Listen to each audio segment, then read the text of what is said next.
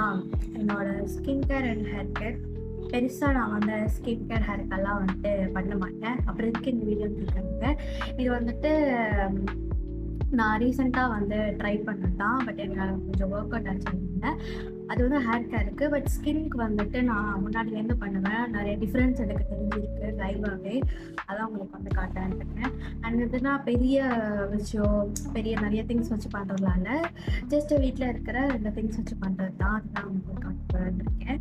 First வந்துட்டு நம்ம ஸ்கின்க்கு வந்து போகணும். ஸ்கின் கேரில் வந்துட்டு நான் நிறையாவது ட்ரை பண்ணியிருக்கேன். ஏன்னா எனக்கு வந்து என்ன அப்படியே போட்டு வெள்ளையாயிடுமான்னு கேட்டிங்க, அப்படிலாம் கிடையாது.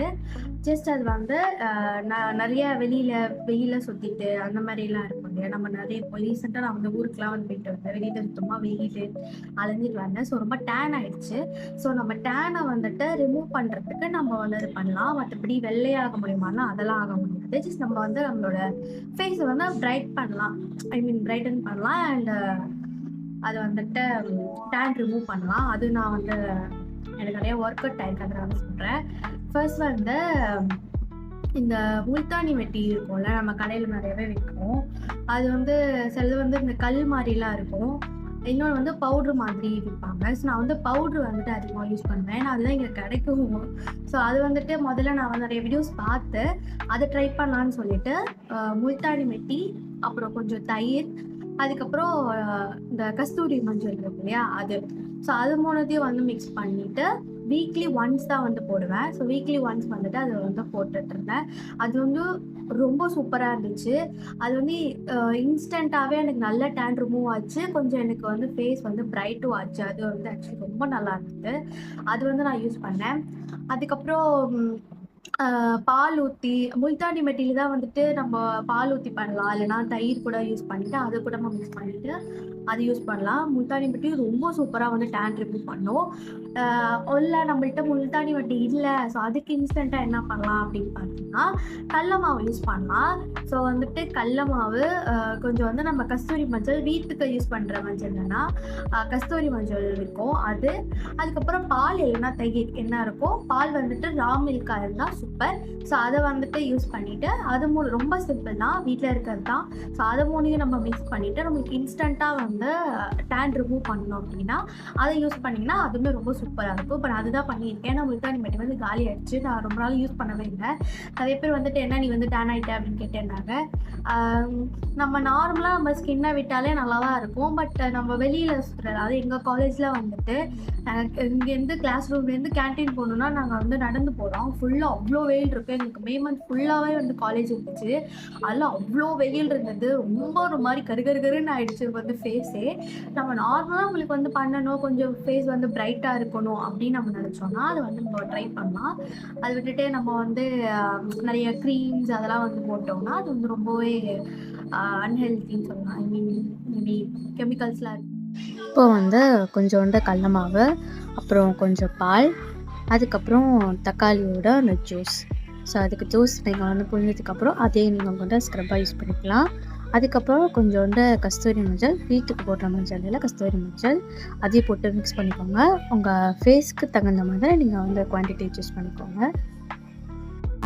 இன்னொரு சூப்பரான விஷயம் என்னென்னா, எனக்கு வந்து பயங்கரமாக வந்து ஃபேஸில் வந்து ஸ்வெட்டாக ஆரம்பிக்கும். ஸோ அப்போ வந்து நான் என்ன பண்ணுவேன்னா, ஐஸ் க்யூப் இருக்கு இல்லையா. ஸோ இந்த மாதிரி ஐஸ் க்யூபை வந்துட்டு வெளியே ஆரம்பிச்சிச்சு. ஸோ நம்ம ஐஸ் க்யூபை வந்து இந்த மாதிரி ஏதாவது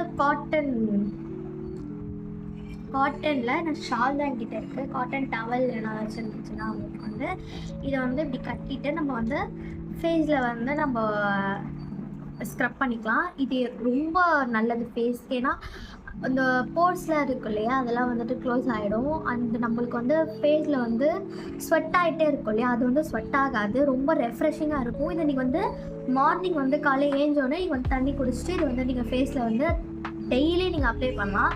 அப்படி பண்ணிட்டு வந்தீங்க அப்படின்னா நல்லா வந்து உங்களுக்கு அந்த பிம்பிள் இருக்கு இல்லையா, அது கூட நல்லாவே ரெடியூஸ் ஆகுங்க. நல்லாயிருக்கும் ஆக்சுவலாக. இது வந்து நிறைய நீங்கள் வேணால் சர்ச் பண்ணி பாருங்கள். ஐஸ் க்யூப் ரொம்ப நல்லாயிருக்கும்.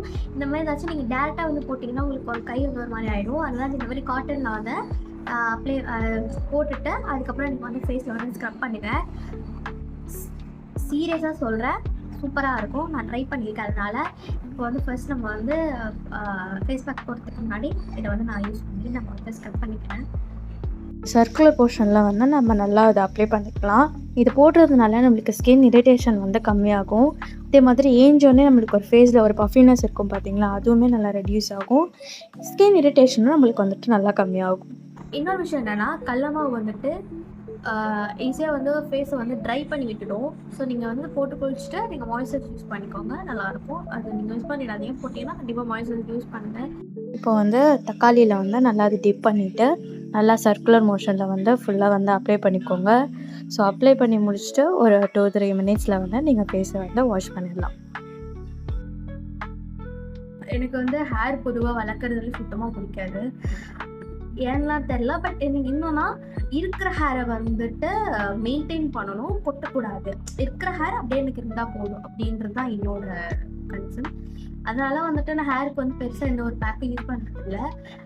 ஆஃப்டர் நான் வந்து ஸ்கூல்லேருந்து நான் காலேஜ் வந்துட்டு போனதுக்கப்புறம், காலேஜில் இருந்ததுக்கப்புறம் எனக்கு ரொம்ப வந்து ஹேர் வந்துட்டு பயங்கரமாக கொட்ட ஆரம்பிச்சிருச்சு.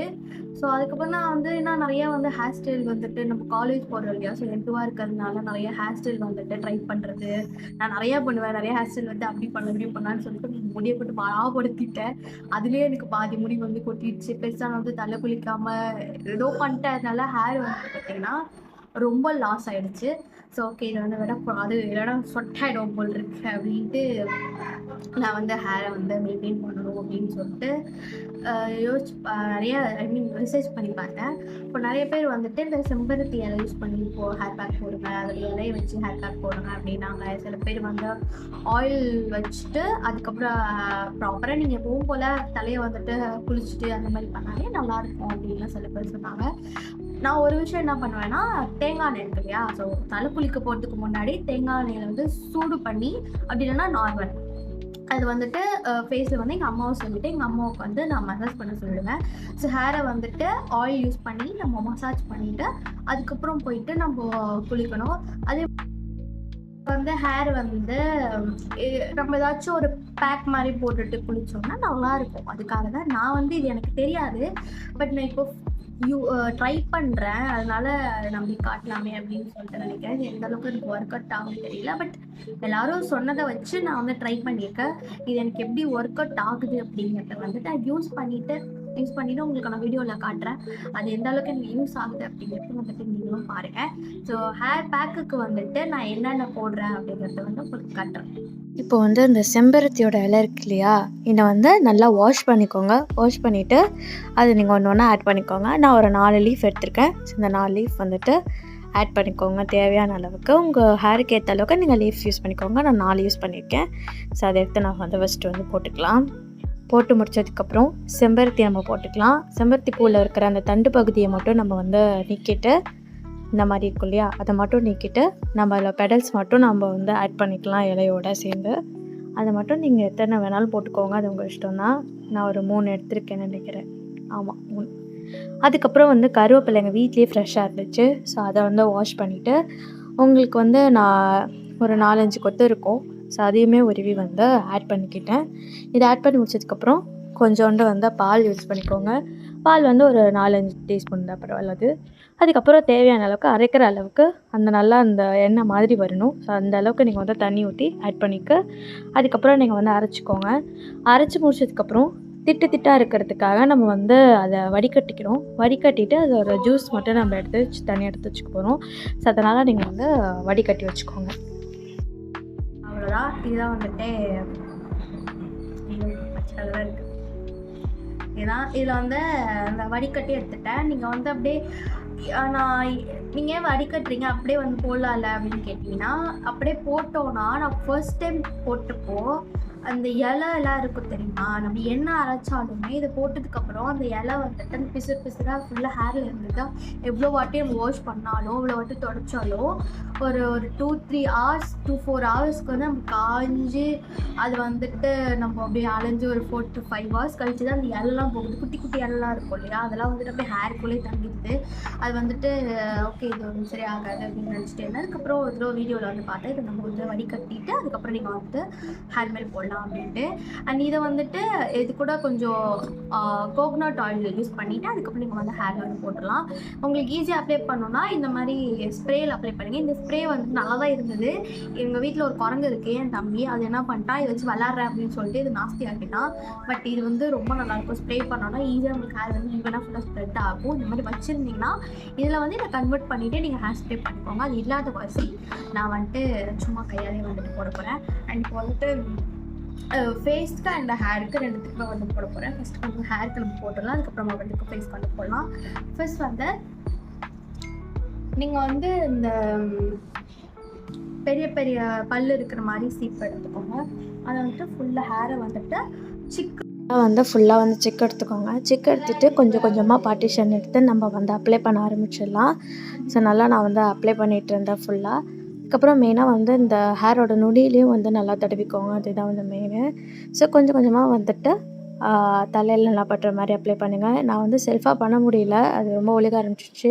அதுக்கப்புறம் எங்கள் அம்மாவை கூப்பிட்டு நான் வந்து ஹேரை வந்து அப்ளை பண்ணிக்கிட்டேன். நீங்கள் வந்து விளக்கெண்ணெய் அப்படி இல்லைனா வந்து தேங்காய் எண்ணெய், ஸோ இதை வந்து ஃபஸ்ட்டே வந்து அப்ளை பண்ணிவிட்டு அதுக்கப்புறம் நீங்கள் ஏதாவது ஹேர் பேக் வச்சுருந்தீங்கன்னா அந்த ஹேர் பேக்கை வந்து போடுங்க. அது நல்லாயிருக்கும். அப்படி ஹேர் பேக் நீங்கள் போடலனாலுமே குளிக்க போகிறதுக்கு தலை குளிக்க போகிறதுக்கு முன்னாடி நீங்கள் வந்து தேங்காய் எண்ணெய் அப்படி இல்லைனா விளக்கெண்ணெய், ஸோ இந்த ரெண்டுத்தில் ஏதாச்சும் ஒன்று வந்து தலையில் அப்ளை பண்ணி, ஸோ நம்ம இல்லாமல் அம்மா யாராவது இருந்தாங்கன்னா அவங்கள வந்து தலை ஹெட் மசாஜ் பண்ண சொல்லுங்கள்.